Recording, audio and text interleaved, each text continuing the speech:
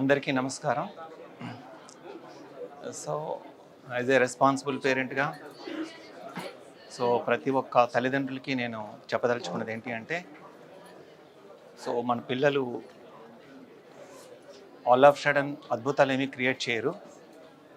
చిన్నప్పటి నుంచి కూడా వాళ్ళ గోల్స్ ఏంటి, వాళ్ళ ప్యాషన్ ఏంటి, వాళ్ళ వీక్నెసెస్ ఏంటి అనేది ప్రతిదీ కూడా మనం అబ్జర్వ్ చేస్తూ ఉండాలి. అలా చేసి ఎక్కడెక్కడైతే వీక్ పాయింట్స్ ఉన్నాయో వాటిని మనం సరిదిద్దుతూ ముందుకు వెళ్ళాలి. చిన్నప్పుడు అనేది మనకి ఏ గ్రూప్ తీసుకుంటారనేది మనకు తెలియదు కాబట్టి ప్రతి సబ్జెక్ట్ మీద వాళ్ళు ఇంట్రెస్ట్ తెచ్చుకునే విధంగా మనము ప్రిపేర్ చేయించాలి పిల్లలకి.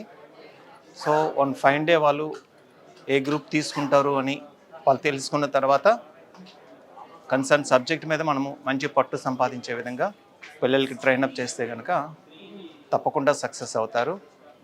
చిన్నప్పటి నుంచి నేను వాడికి బయాలజీ కానీ, ఫిజిక్స్ కానీ, కెమిస్ట్రీ కానీ అన్నీ కూడా home tuitions చెప్పించాము.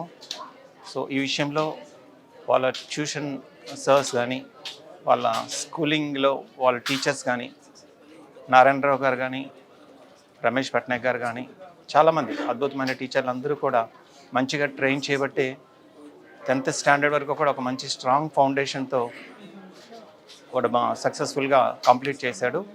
He was one of the toppers in the school.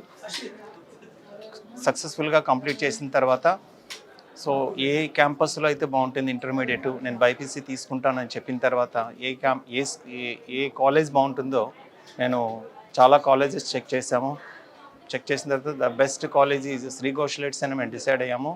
ఎందుకంటే ఆ కాలేజీలో ఫ్యాకల్టీ చాలా చాలా చాలా మంచి ఫ్యాకల్టీ అని తెలిసిన తర్వాత ప్రతి స్టూడెంట్ నుంచి మేము ఫీడ్బ్యాక్ తీసుకున్నాము. ప్రతి స్టూడెంట్ కూడా ఫ్యాకల్టీ టీచింగ్ బాగుంది, వాళ్ళు డౌట్స్ క్లారిఫై చేసే విధానం బాగుంది అని ప్రతి ఒక్కరి నుంచి ఫీడ్బ్యాక్ తీసుకొని తర్వాత మాత్రమే మేము శ్రీ ఘోషలేట్స్ మెడికల్ అకాడమీలో జాయిన్ చేయాలి అని మేము నిర్ణయించుకున్నాము. ఆఫ్టర్ దట్ స్టార్టింగ్ నుంచి కూడా చివరి వరకు కూడా ఏ రోజు కూడా మేము ర్యాంక్స్ కోసం అని కానీ, మార్క్స్ కోసం అని కానీ వాడిని ఇన్సిస్ట్ చేయలేదు, మేము ప్రెషర్ చేయలేదు. ప్రతి విషయాన్ని కూడా చక్కగా చదవమని చెప్పాము. ఏవేవైతే వాళ్ళు గ్రాండ్ టెస్ట్లో కానీ, ఫేస్ ఆర్ స్పేస్ ఆ టెస్ట్లో ఎక్కడెక్కడైతే తప్పులు చేస్తున్నాడో ఆ తప్పులను రెక్టిఫై చేసుకోమని పదే పదే చెప్పేవాళ్ళం. వాళ్ళ మదరు నేను ఎప్పుడు కూడా ర్యాంక్స్ తెచ్చుకో, ఫస్ట్ ర్యాంక్లో ఉండాలి, సెకండ్ ర్యాంక్లో ఉండాలి, థర్డ్ ర్యాంక్లో ఉండాలి ఎప్పుడు కూడా మేము ఇన్సిస్ట్ చేయలేదు. ఎందుకంటే మనం వాటి కోసం ఇన్సిస్ట్ చేస్తే పిల్లలు ప్రెషర్ ఫీల్ అవుతారు. కాబట్టి ర్యాంక్స్ కోసం తల్లిదండ్రులు ఇన్సిస్ట్ చేయొద్దు. ఫ్రీగా వారిని విడిచిపెట్టి చక్కగా చదువుకోమని కోఆపరేట్ చేస్తే ఆటోమేటిక్గా ర్యాంక్స్ అనేవి అవే వస్తాయి.